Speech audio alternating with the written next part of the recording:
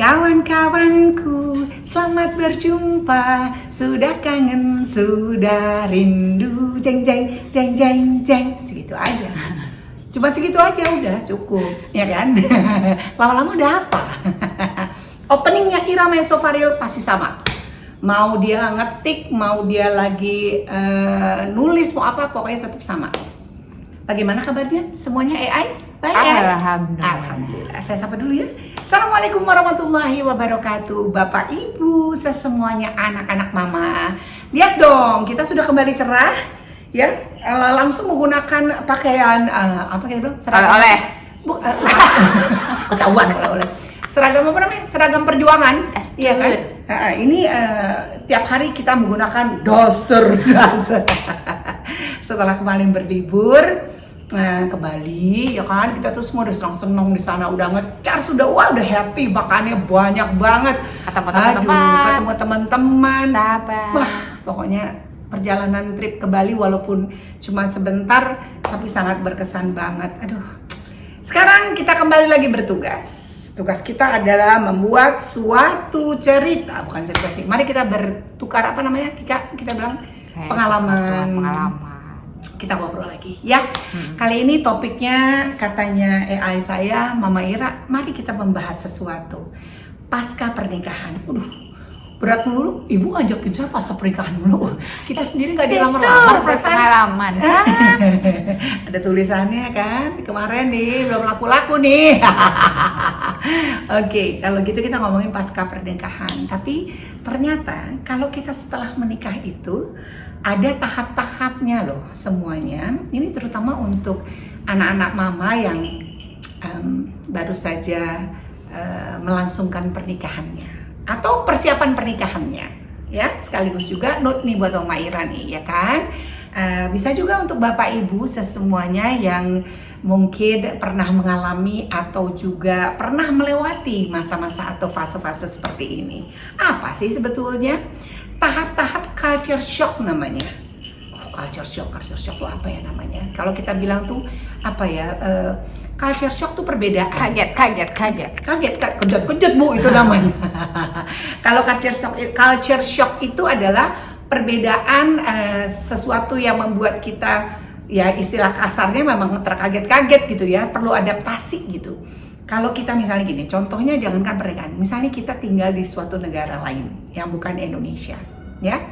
Biasanya kalau di Indonesia kita tuh sangat mengutamakan adat istiadat, ya kan, etika dan lain sebagainya. Lalu kita tinggal di negara orang yang mungkin ada istiadatnya, terus budayanya semua berbeda. Misalnya gini, Ra, apa kabar? Nah itu kamu ditanya sama anak kecil. Misalnya biasanya panggilnya Mama Ira, atau kita bisa manggil yang lebih tua kakak atau ibu, ya, atau apa gitu.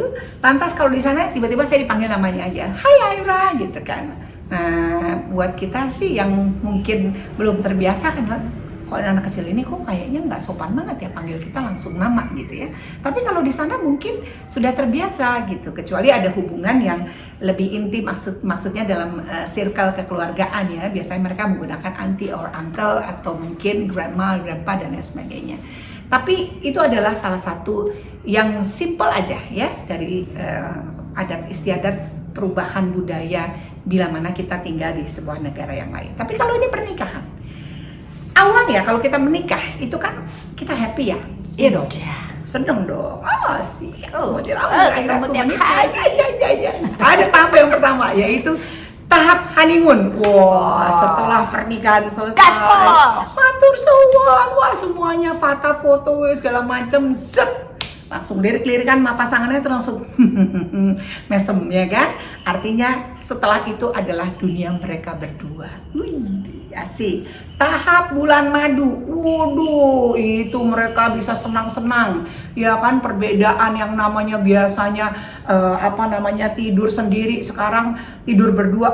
Kaget dulu kan pertama, ya. Tapi begitu pas lihat berapa second aja, langsung, ini kekasih hatiku, belahan jiwaku, ya kan.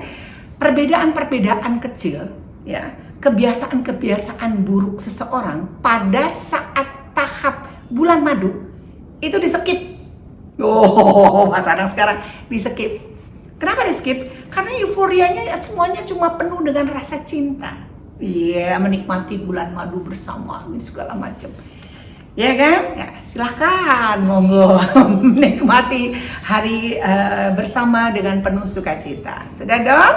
Setelah bulan madu, pulanglah mereka ke negaranya atau pulangnya mereka ke rumahnya masing-masing. Disinilah ada yang namanya tahap lain, yaitu tahap dimana real life itu berlangsung. AI paham nggak real life itu berlangsung? Oh iya, iyalah. Saya punya note-nya, sebentar. Ini note-nya lucu banget. Nyata-nyatanya dirinya ya, nyata-nyata hidup. Iya, kan kalau culture shock tadi kan realita. Ya kan kalau tadi abis bulan madu kan, biasalah, dia manis dong. Ya, nggak apa-apa ya, nanti kita perbaiki apa semuanya. Begitu selesai, masuk tahap berikutnya, yaitu tahapan frustasi. Kalau dulu kan gini, yang awas itu ada batu. Nah, kalau sekarang lu nggak lihat di situ ada batu. Itu emang bener ya? Iya. Itu jadi peribahasa, tapi bener loh. Iya, kenapa tadi saya membahas masalah bulan madu itu cuma sedikit? Karena pasti semua tahapnya yang senang-senang aja, ya kan? Pokoknya semua jadi indah, rasa makanan enak jadi, ya gak enak jadi enak. Pokoknya tidur di mana aja, pokoknya yang penting enak. Makan berdua, sepiring berdua. Bukannya mesra tapi irit. Enggak ya, kalau bulan madu menikmati. Nah, tapi kalau udah tahap frustasi, ini yang paling sulit. Hal kecil bisa jadi konflik. Contoh, kalau perempuannya, misal pasangan kita adalah tipenya adalah orang yang senang kerapihan, ya, baju ditata yang rapi, ini digantung pada tempatnya, taruh sepatu pada tempatnya. Tiba-tiba tinggal berdua dengan pasangan kita yang notabene adalah suami atau istri kita yang berbeda culture-nya. Tiba-tiba dia lempar sepatu, taruh sepatu di mana aja tidak pada tempatnya, nyusun baju asal-asalan misalnya gitu, atau gantung baju banyak banget, terus abis pulang dari mana-mana langsung naik tempat tidur, nggak pernah ganti baju. Itu bisa jadi konflik loh, itu frustasi banget.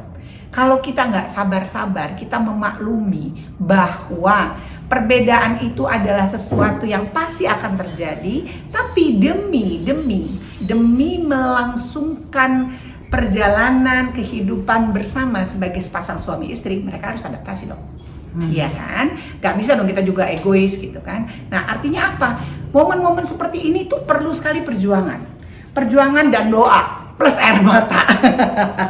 Ya, misalnya lagi kita sampaikan dengan bahasa yang sederhana, misalnya sayang, atau istriku misalnya, atau papa atau mama ingin sekali kita bekerja sama dengan baik misalnya.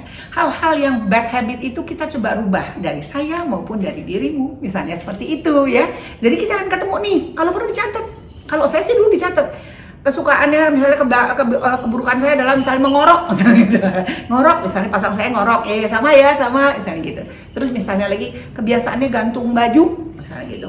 Sering melipat, ya kan, habis mandi segala macam. Jadi semuanya itu dijadikan satu, dan selanjutnya juga harus kita adjust ya, supaya culture shock itu tidak akan terlalu jomplang pada akhirnya. Jangan lupa subscribe dulu, kita lanjutin lagi ntar ya. Sekarang subscribe.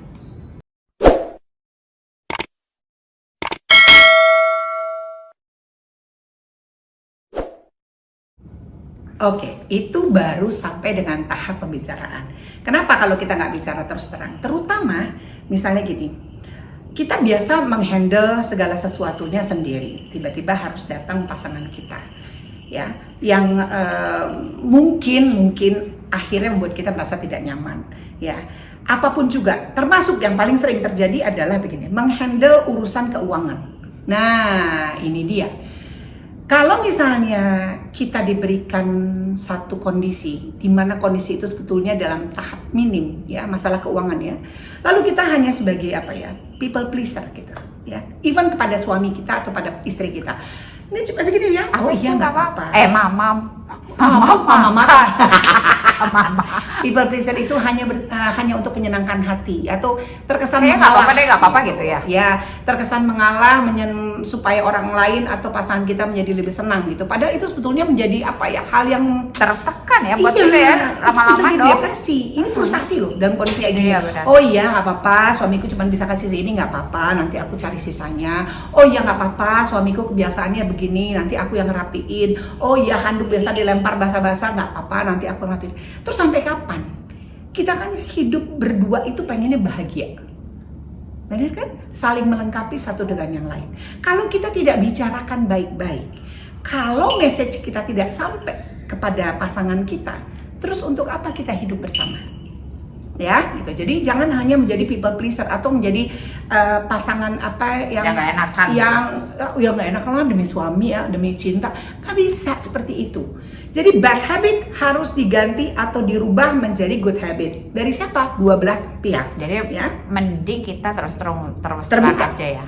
Tahap frustasi itu adalah tahap yang paling sulit selama pernikahan. Ya, dimana kalau kita tidak bisa mengatakan bahwa aku menerima kamu apa adanya, aku menerima kamu apa adanya, tapi kalau menerima kamu apa adanya terus habis itu makan hati, bagaimana ceritanya? Ya, jadi dalam kondisi seperti ini kita harus betul-betul terbuka dengan pasangan, harus saling bicara satu dengan yang lain, komunikasikan dengan baik apa yang menjadi ketidaksukaan kita, apa menjadi sukanya kita, kekurangan kita di mana dan lain sebagainya. Jangan menumpuk, begitu nanti meledak semuanya, itu akan sangat tidak nyaman dalam sebuah pernikahan. Ya, oke. Berikutnya adalah tahap di mana kita menyesuaikan satu dengan yang lain. Nah, ini tahap penyesuaian itu biasanya kita imbangi dengan apa ya? Dengan bumbu lagi, menambah rasa saling memahami dan menerima. Nah, itu tahap penyesuaian. Jadi misalnya kan kita sudah tahu nih kelebihan kekurangannya suami kita, pasangan kita, atau ya pokoknya pasangan kita gitu ya. Terus tiba-tiba tahap penyesuaiannya itu setelah melewati tahap frustasi, terus ya udah pada akhirnya gini, oke, aku tahu suamiku maunya apa, aku tahu istriku maunya apa. Ya kan, setelah itu kita jadikan satu seperti apa, seiring sejalan atau tidak. Ya, tapi tidak bisa kita juga masih jomplang-jomplang, masih pengen egois, masih pengen saya lebih baik atau saya lebih tinggi atau saya nggak bisa. Tahap penyesuaian adalah di mana kita bisa melakukan segala sesuatunya itu lebih seiring sejalan, ditambah bumbu cintanya, ya. Karena lama-lama pasangan itu akan menjadi teman, percaya deh, ya. Kan awalnya adalah cinta ya, cinta, kasih sayang, betul-betul. Ini lama-lama kita jadi kayak teman, jadi kayak sahabat. Nah, disinilah tahap penyesuaian itu terus berlangsung, ya, menuju ke arah kemana? Ke arah yang paling akhir, yaitu tahap yang paling bagus lagi adalah tahap penerimaan. Jadi setelah penyesuaian adalah tahap penerimaan. Itu proses pembelajaran di mana kita bisa merasakan bahwa sebuah rumah tangga adalah yang utuh. Jatuh bangunnya, sepak terjangnya, senang sedih susahnya, berjuang bersama, ya kan? Setelah kita sesuaikan bahwa kelebihanku adalah kekuranganku, ya, dan lain sebagainya gitu. Jadi begitu kita bisa melengkapi satu dengan yang lain, akhirnya kita bisa menerima pasangan kita untuk menjadi pasangan yang selamanya gitu. Ya kan? Kan tujuan kita terakhir adalah menjadi pasangan yang harmonis, abadi, yang abadi, bahagia sepanjang masa. Udah kayak partner aja ya. Iya dong. Ya kan? Nah, ini semuanya tahap-tahap yang biasanya tanpa kita sadari maupun kita sadari itu kita rasakan dan kita jalani selama pernikahan. Apakah Bapak Ibu juga mengalami hal yang sama, ya? Atau mungkin, ya? Atau anak-anak mama, ya toh? Nah, kalau mah aku belum nih mah, nanti pada saatnya kita akan melewati itu ya mah. Bisa atau tidak? Bisa dong. Tapi benar gak sih? Ya antara 1 tahun sampai 5 tahun itu masa krusial, waktu yang krusial. Ya, oke. Masa krusial itu sebetulnya tahap dimana kita frustasi dan masuk menuju ke apa namanya adjustment tadi, penyesuaian gitu. Itu rasanya setengah mati. 1 sampai 5 tahun pertama tuh rasanya, waduh, jungkir balik nih nggak bisa nih begini. Gua kok suka nggak kuat nih. Gua kayaknya nggak kuat nih ngadepin laki gue. Gua nggak kuat nih kayaknya ngadepin istri gue yang bawel, cerewet gini segala macam. Ya, dia lupa waktu dia menikah, ya kan? Itu kan sudah sama-sama ceritanya memang ada batasannya, tapi kan setidak-tidaknya tahu bagaimana pada saat kita memilih pasangan kita sudah tahu tabiatnya, karakternya, ya kan. Begitu nanti tiba-tiba ya, sudah melampaui 1 sampai 5 tahun, bahkan mungkin sudah diberikan keturunan dan segala macam perubahan fisik. Nah, ini juga kadang-kadang suka menjadi udah gendut, iya, kayak gitu. Nah, itu nggak nggak boleh. boleh. Itu nggak boleh sama sekali. Ya, tahap perjuangan sebuah pernikahan itu dari mulai tadi tahap bulan madu, akhirnya tahap frustasi, penyesuaian, dan pada akhirnya penerimaan, itu tidak boleh diisi dengan kalimat-kalimat yang menjatuhkan pasangan kita. Coba ya, bilang aja nanti kalau ada suami kayak gitu, gantian yuk, situ nyusuin, situ lahiran. Ya. Misalnya suaminya, dulu waktu itu kamu masih cantik banget, cantik banget. Halo, dengerin, itu ada 3 anak yang cakep dan keren ganteng itu yang pinter-pinter atas dasar siapa, gitu kan? Aku yang melahirkan, ya kan? Demi cinta kita bersama. Nggak boleh gitu. Gitu ya. Nggak Jadi boleh. Istrinya juga mesti diam, nggak boleh gitu. Dulu kamu lebih ganteng, nggak boleh. Kita terima. Jadi gini, dari kunci terakhirnya adalah acceptance. Acceptance, menerima apa adanya. Mau istri kita bawel, mau istri kita berubah fisik, mau istri kita sudah berbeda dengan dari performanya, suami kita juga begitu. Yang penting adalah kebersamaan, acceptance dan kebersamaan. Udah, itu aja yang bisa membuat kita mampu untuk melewati fase-fase pernikahan dengan baik, ya. Mam, tidak segampang itu kali. Iya, memang tidak segampang itu. Jangan belajar dari saya yang sudah salah dan gagal, ya. Saya adalah salah satu yang belum bisa menjalani tahap semuanya dari mulai bulan madu sih bisa ya, tapi tahap yang namanya frustasi, masuk ke sini dan sebagainya, itu mungkin saya tidak bisa melengkapi. Saya jauh tidak sempurna. Bapak, Ibu, Ses, dan anak-anak Mama jauh lebih hebat. Jadi, selamat mengarungi dunia pernikahan. Jadikanlah pasangan kita sahabat, teman, kekasih hati, belahan jiwa, sampai kita tiada. Ya, semoga berjodoh dunia akhirat. Amin. Yuk, selesai dulu. Masih banyak, saya belum nyapu sama ngepel. Mari kita bekerja. Terima kasih ya Bapak Ibu, semua anak-anak Mama yang sudah nonton. Jangan lupa, halo yang baru bergabung, jangan lupa subscribe ya. Terima kasih banyak yang sudah subscribe. Terima kasih banyak yang selalu nonton Mama Ira setiap hari. Mama Ira sama AI mau kerja dulu ya. Jangan lupa, salam saya untuk keluarga semuanya. Sehat-sehat selalu. Wassalamualaikum warahmatullahi wabarakatuh. Ira Maisofaril, because this is real. Terima kasih, sarangnya. Wak, kerja Wak.